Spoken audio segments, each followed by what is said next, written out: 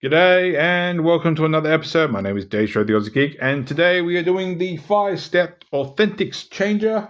We have Grimlock. So, once again, to go over what I have said in the previous episodes, I got 5 of these.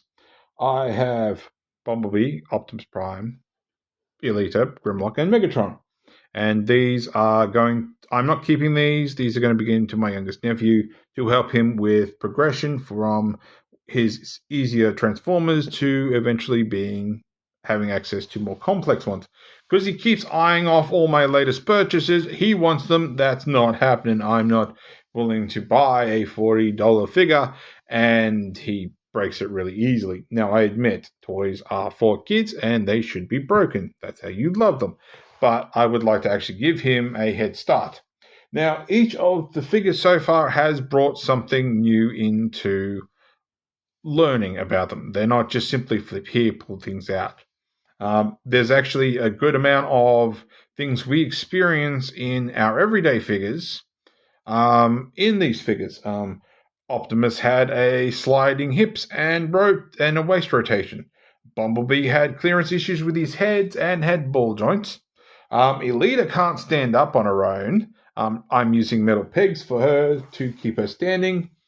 But she had a nice amount of tight tab portions. As for Grimlock, he has clearance issues and parts forming. So, yeah. How many of us has got a figure that has parts forming? So, he's not looking to... I reckon he's the best looking one out of the lot. I really, really do. Plastic's obviously not very thick. He probably could have done with split legs, but obviously that didn't happen.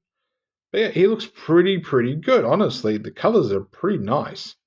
The gold and everything really stands out.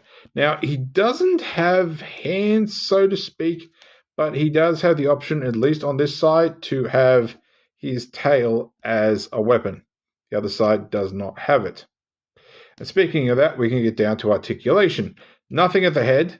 Arms can do a full 360. You will have to move those wings back. So you can do 360. Wings can go pretty far, but I'm a little bit iffy to go too far, and can go the other way for transformation. Hips don't move at all. That's one solid piece. We can bend knees even further than that, but that's because of transformation.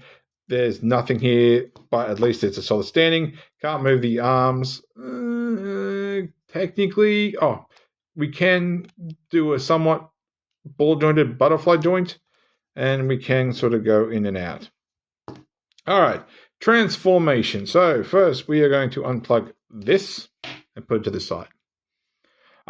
We are going to lift these up out of the way for starters, and we're going to make sure our dino head is lifted up. We lift the tail up, so that sort of clicks in. I think it's these two pieces here somehow sort of sit into there. Yeah, kind of, sort of. Oh, that's what it is. It's little clips here. All right, so the hard part is getting his wings past his shoulders. So it's a matter of just sort of trying your best to angle things to try and get past it. Like I said, this guy has issues with parts forming. So, those potentially can break off, but, beg my pardon, it is what it is.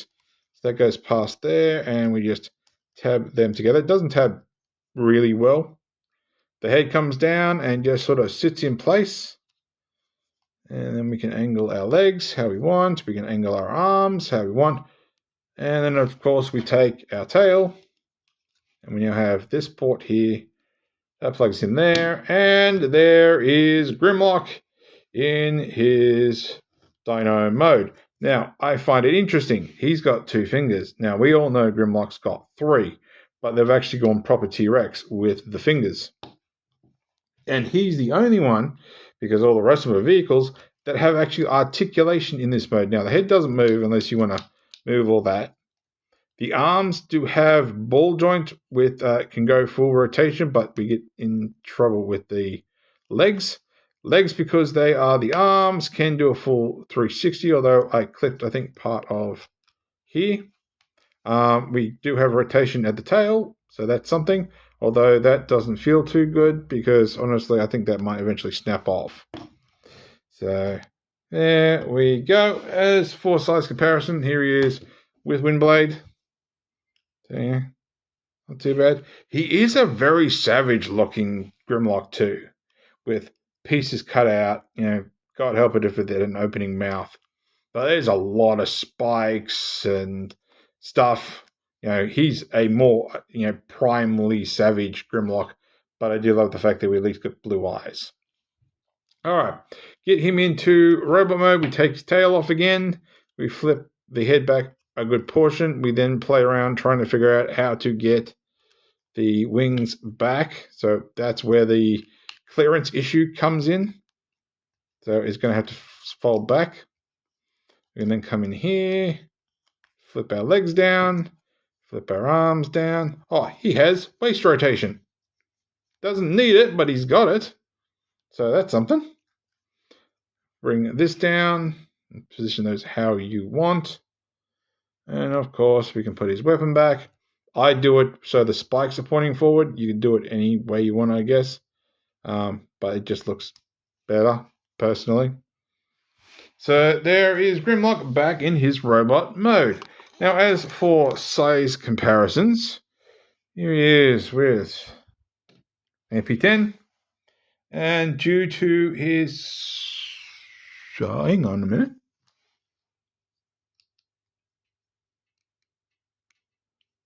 Oh, really? I didn't even notice that. Holy crap. He's got, I bet you that resolves the clearance.